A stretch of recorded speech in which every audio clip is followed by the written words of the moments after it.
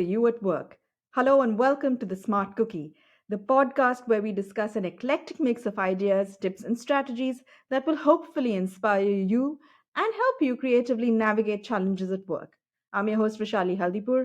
I'm a journalist and tech marketer who's worked with some of the biggest names in the media, agencies, and technology industries.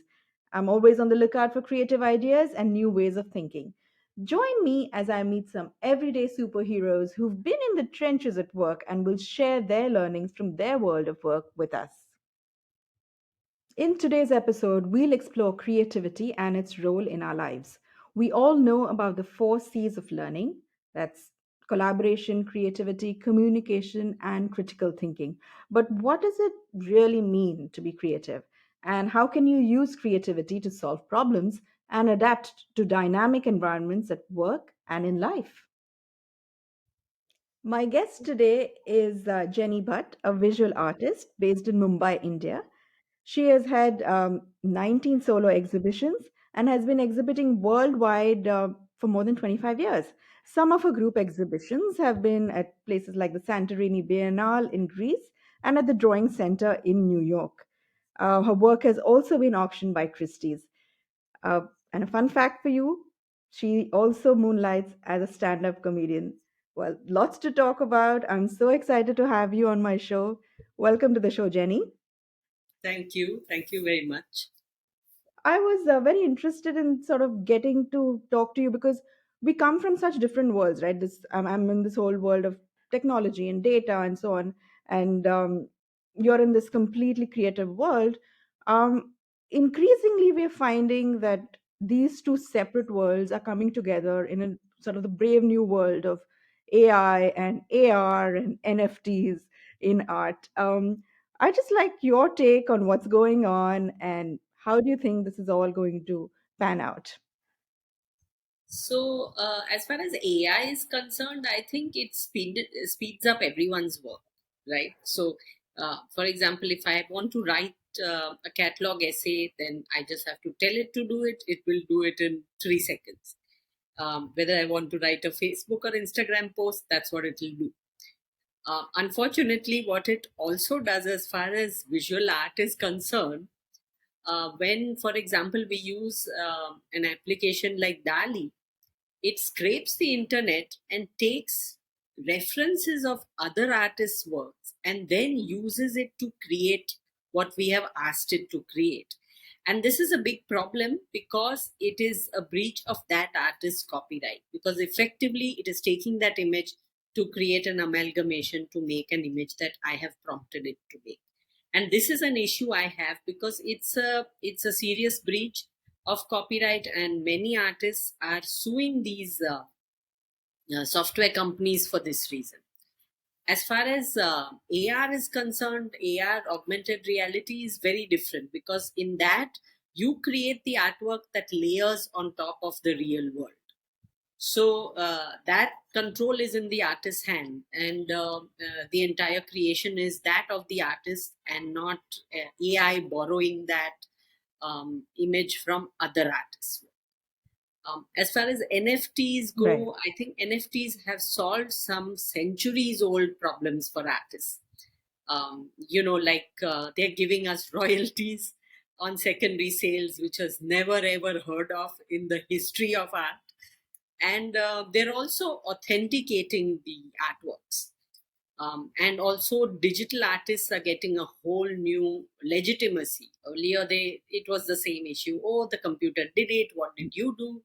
And now you can sell digital art by itself without saying that I'm selling you a print, but this is digital art, and so on. So in that sense, NFTs are great. NFTs also have other applications in ticketing, in virtual experiences like the metaverse. It's a good thing happening in the world in general. Of course, like all technology, everything can be misused by miscreants, and that's unfortunate. But we are in a time where the technology is going to change our lives all over again, like it happened with the dot-com boom back in the early 2000s. Yeah. It's interesting when you talked about both the good and the not so great parts about technology that's coming in, and you yourself have been very open and very innovative with regards to technology in your work, in your art. Could you talk a little bit about that? How you've used technology and its tools in your art? So I created the first interactive artwork back in 2004, I think. And I showed it in a gallery where people could come. It was on a big screen. People could come, interact with it with a mouse to pick two images and create or an animation and create a whole new art. So therefore there was also literally the viewer or the person who was interactive was pretty much a collaborator with me in that artwork. And in India, I think that was the first piece of interactive art. But of course, I'm in the so-called traditional gallery system. So people who were interested came quietly and saw it, and then we carried on with our lives. But I like to see technology as a tool, as a creative tool. So it offers us possibilities that we can't do other with things that we can't do otherwise in the physical gallery world. Right now, for example, I could create an entire exhibition entirely on in cyberspace, or I could, like I did in my show that just ended in February. I created an AR artworks where you could point your phone. The viewer just points the phone at the artwork, and it comes to life and animates. So that for me, those things are very exciting, and it's like endless. You can keep learning and you can keep creating things with it. And Yeah. also the NFT space is great because we're not restricted by the whole physical setup and the rules and all of that. How the age-old gallery system works, which is also not going to change unless it absolutely is pushed to the wall and has to. So to skip all that, it's better to do it in the virtual world, so to speak. And I think what's fascinating is that you'd mentioned earlier in a conversation that you also use the ideas and the thinking processes of technology in your work, in your iterations of work. Can you take us through that whole creative process um, that you go through when you're making a work of art? How do you draw from all these various sources of inspiration, and how does it go from, let's say, a thought to the final product or the final canvas in this Yeah, case? so I started a series called Moksha Shots back in 2009.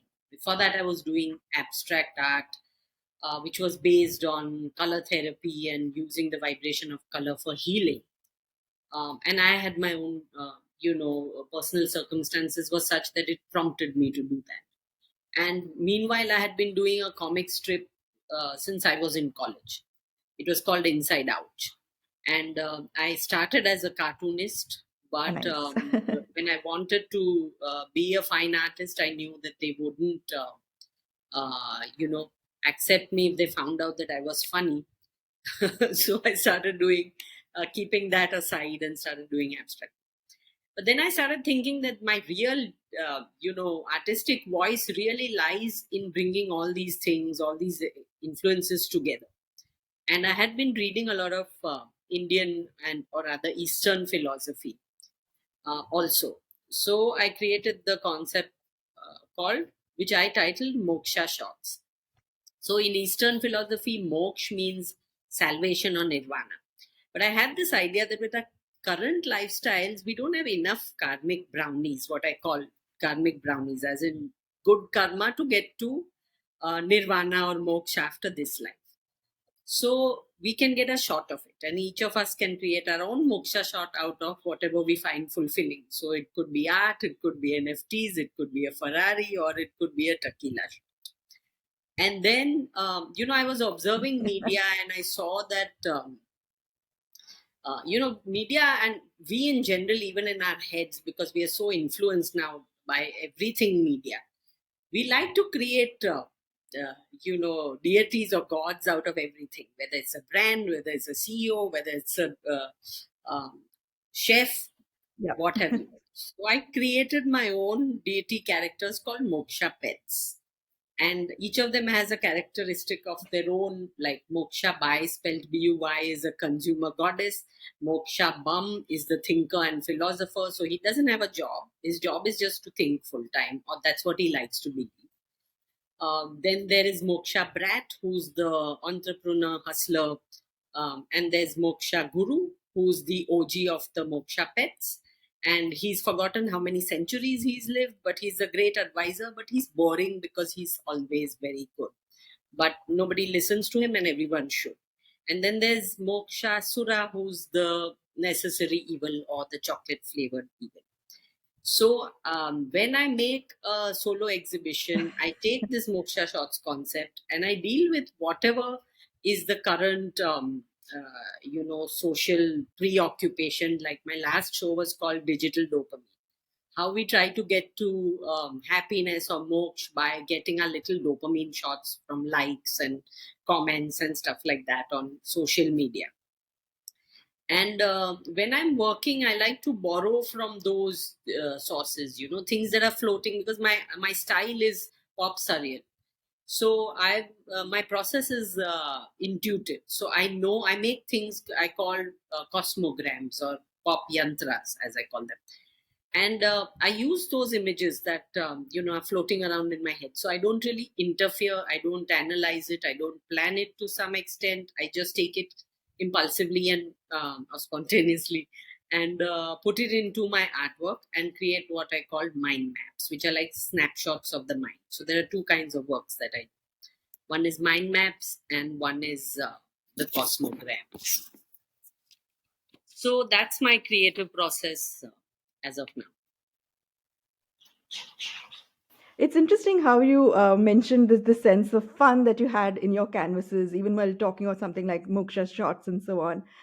You've also been a stand-up comic, which is so interesting because I find it's hard for women to find that space to become to be funny in their lives. I was just wondering how your experience was with that, and what really Uh, prompted you to become a Yeah, comic. so my mother had just passed away, and I wanted to cheer myself up. This was back in 2012, and the stand-up scene was just starting in India. And I thought, I used to go just to laugh, and I was enjoying it. So I said, why not give this a shot? And the first time I tried it, it was a big hit. So I kept doing it for a while. And the interesting thing about the stand up, firstly, I was one of the few women on the circuit, and at that time, they were looking for more women because, they needed the female voice. And the interesting thing is that, considering how our society is made, it's a surprise we still have a sense of humor left. And it's kind of humor is kind of a life jacket for women, I think. That's how I see it, because it helps us cope with a lot of yeah, social issues and other general issues. So in that sense, I mean, I used to do comic strips, so I thought it was a different medium, like a different artistic medium to try. Like I would try digital art, I'd try um, comedy.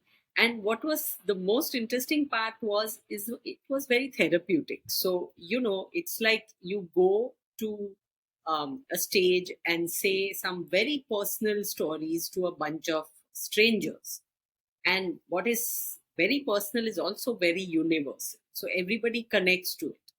And it is so cathartic to just speak it out, like it is in therapy. And it's just not the same, because you're standing there saying things that you to strangers that you wouldn't say to your family and friends. So in that sense, the experience was uh, very therapeutic and cathartic. And it sort of circles back to this sort of creative spirit that you always have. It sort of nurtures that as well in so many ways, doesn't it? I Yeah. sort of wanted to talk about creative thinking now. Yeah. So it's I've seen the benefits of creative thinking because I've been exposed to the media and the agency world. But I was wondering if you could talk a little bit more about the benefits it might have for people who are in more sort of logic driven professions, such as, let's say, data analytics or financial services or programming and so on. So the thing is, creative thinking broadly is applicable not just to work but also to life. Nowadays, every all corporations are looking for innovation, but if you don't encourage creative thinking, there's not going to be any innovation. And everybody is in the process of trying out design thinking, which is actually a very prescriptive way to find a creative solution, which is an oxymoron, because when you are telling people what steps to follow and everybody is following the same steps, as in the case of design thinking, they're going to reach the same solution. So for to be innovative, even in your workspace, if you're in a managerial place, even if you're a data scientist, if you're in a managerial space, you need to innovate. And even in your personal life, there are some tricky situations that where you cannot. For example, I had lost my passport when I was in Amsterdam. Okay, I had to go to the Hague to get a certificate because otherwise I wouldn't have been able to come back. And the people at the office just wouldn't look at me. We were just waiting for hours and hours. And when I asked a question, they wouldn't even look up, let alone meet me or answer my questions. So I told them I'm an artist and I'll draw portraits for all of them. Suddenly, they were all lit up. Now that's a creative solution, which Amazing. I would not have, which Absolutely. got me out of that situation, because otherwise I would have waited there without lunch for the whole day. So, sometimes creative thinking helps you in these ways. For example, if you're in a tricky situation with somebody of authority, you cannot confront them directly, you can confront them with humor. You can make a joke out of Right. something where you're still driving your point across, but you're not burning the bridge with them. So this can come in handy in serious Absolutely. situations if Yeah. there's a health emergency and you're talking to doctors, hospitals, banks, whoever, or accountants and lawyers who are famously humorless. I mean nothing against them, but Yeah. it's Yeah. so yeah. So I actually, there was one doctor who, when I started seeing her, she was so humorless. I thought, I mean, if I can make her laugh, I could make anybody laugh. So I started testing my jokes on her. you know and later on I found out, later on I was able Yeah. to, what I call, thaw them. So sometimes you have to use creativity that way. Yeah. That's true. I mean, when you think about it, creativity and humor and laughter, it's that way of sort of connecting to the human, soul inside of all of us, which we sort of cloak in all these layers of, data and then so on. So I think it's that way of sort of connecting, making that connection with the person in front of you, which is always helpful, I think. I'm going to I was just kind of wondering, do you have any book recommendations that people can sort of refer to and sort of learn more on the subject? Yeah, one of my favorite books is a marketing book called The Purple Cow. And I see it as, I mean, Seth Godin has written it as a marketing book, but I see it as being super creative, because he says that if you create a Purple Cow product, then it saves you a lot of advertising and marketing dollars and time, because people will spread it for you, because it's so unique that everybody, it's remarkable, so everybody's talking about it, and they spread it for you, so the early adopters adopt it, and then they passionately push it on to the late adopters, and so on, go to the marketing bell curve that way. So that is one really interesting book, and I've actually used those principles in my work, and I think they work. So I'm in the process of using it with my new artwork as well, which is really appealing to a very small sliver of the audience. And it is a purple cow, and I'm waiting for Mhm. it to spread itself. So that I think everybody will find very That's interesting. exciting, Yeah. We're looking forward to it, We're looking forward to little glimpses also. We'd be very excited to see that. So Definitely watch out for that. And that helps me sort of pivot to sort of the next question, which is, you've always been an artist entrepreneur. You've also had courses to help other artists sort of build their brand and sort of really market themselves and put themselves out in the world. Now, these are lessons I think a lot of professionals in any field can take, can learn from. Do you have any sort of quick tips for people who are just starting out to build their brand? Yeah, I think the first thing is to find your own, what we call in artistic term is finding your own voice. So finding your uniqueness, what makes you special. So whether it's you or your product, once you find the uniqueness, then it's very easy to communicate that to your potential client or customer, and that is the crux of the brand. So you start building the brand based on your uniqueness. So also there is less competition. So that's the thing. And the other thing is to define your vision and stick to it, because often we lose focus with so much influx of ideas and influences, and everybody trying to offer a new solution. So the vision must remain the same, but strategies could change over time. And the third thing I would like to say is stay focused, because that's a challenge in this day and age. And if we lose focus, then we lose momentum with building the brand. So these are the three things that I would suggest. Absolutely. Yeah. Yeah, aligning your vision and your path together and with focus, that's key for pretty much every professional in every field. It's been really lovely talking to you. We got so many new ideas here, insightful as always, and I think a lot of the conversation here will really spark off a lot of creativity in a lot of us. So thank you so much for spending time with us today, Jenny. Thank you so much for having me. It's been a pleasure.